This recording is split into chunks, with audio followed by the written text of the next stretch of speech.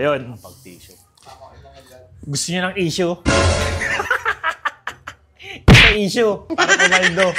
Ito. Coach, ano ba lang masasabi mo sa ano?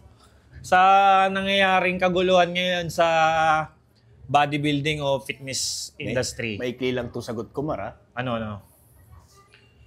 Ano ba issue sinasabi mo? Maraming issue sabay-sabay eh. Specify mo yung issue. Ang dami kasing yung mga nambabatikos.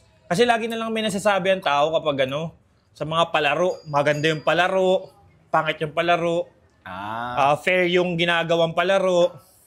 Lagi na lang may nasasabi. Ang yung iba dyan, mga guro-guro na nandiyan, tabi-tabi. Alam nyo nung nagsisimula ako, guys, may laro lang kahit sa mga kanto-kanto. Tapos, ang mga first place, second place, third place, puta, pag binigyan ka ng mga 15,000, 10,000, 5,000, tuwan-tuwa na kami. Talagang laro-laro na kami. Pinaghahandaan namin yun, 4 na buwan, puta, patay-patay. Wala pang asin yung kinakain namin nun. Naranasan ko nga, walang walang papremyo eh. Parang certificate lang, as sarili mo, yung brand mo. Makalaro ka lang kasi ang gusto namin nung maging coach. So, syempre, the more may mga certificate ka, may experience ka, mag-compete ka, di ba? Parang sobrang na sa amin, sobrang big deal sa amin noon. I guess ganun din naman ngayon eh. Ang masakit ngayon, putya, ang gaganda ng mga laro, ang gaganda ng mga prizes, ibabash pa natin, di ba? Kumbaga parang, anong gusto nyo bumalik sa dati? Tumataas na nga yung level ng mga competitions dito sa Pilipinas. Oo. Instead na magpasalamat tayo, nagkakaroon na ng mga premyo na malalaki. Ang lalaki ng premyo. Dati wala niyan. Yung stage na ganyan, putya, may maipopost kayo nung araw, yung background ko, basketball court, di ba? Mayroon post namin. Ngayon, ang kita mo naman yung mga backdrop. Tapos, para ka pang nasa impyerno dati. Sobrang init ng venue. Aircon. Tayo na ngayon, nanginginig kami sa likod, di ba? Kumbaga parang tandaan nyo sa isang competition, may nananalo, may natatalo. Kumbaga, hindi naman pwedeng lahat ng sasalihan natin lagi panalo. Mag-isip-isip kayo. Simplihan nyo lang kasi mag-isip. Pag natalo kayo, ibig sabihin, hindi pa kayo good enough dun sa lineup na yun. Kung manalo kayo, ibig sabihin, good enough yung package na pinigay ninyo. Ano lang, simple yan. Hindi kayo na-overlook.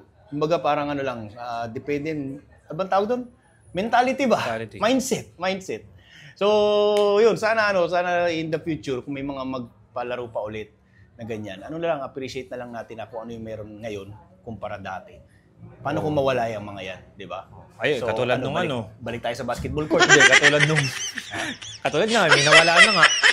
May umayaw na, di ba? Umayaw na.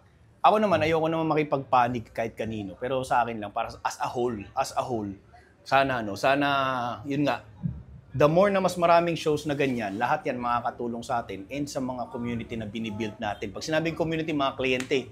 Kasi pare-parehas naman tayo ng linya. Di ba? Pare-parehas tayo. Kung hindi tayo gym owner, yung mga brand na related sa may fitness. mga brands tayo. Kaya iwasan nyo yung mga issue-issue, nag-aaway kayo. Kasi in the future, di nyo alam, baka mamaya makatrabaho nyo yung mga tao. Mga negosyo na hawak natin. Di ba? Kung ano man yung mga negosyo, supplements, apparels, di ba? JFit, Supplement Hub, shout out, di ba? Saka basic may sapatos, tulad ko, di ba? Ito, sa Urban. Nandito kami sa Urban Jungle, dito sa Novaliches. Ito, pop up ito yung page. Apakagandang gym. First time ko napadpad dito, pero mukhang mauulit ako rito. Sobrang solid dito, guys.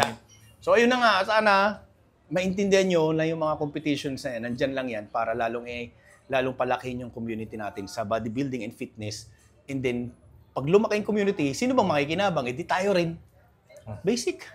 Diba? Sisirain nyo yan, di walang community. O di walang kita.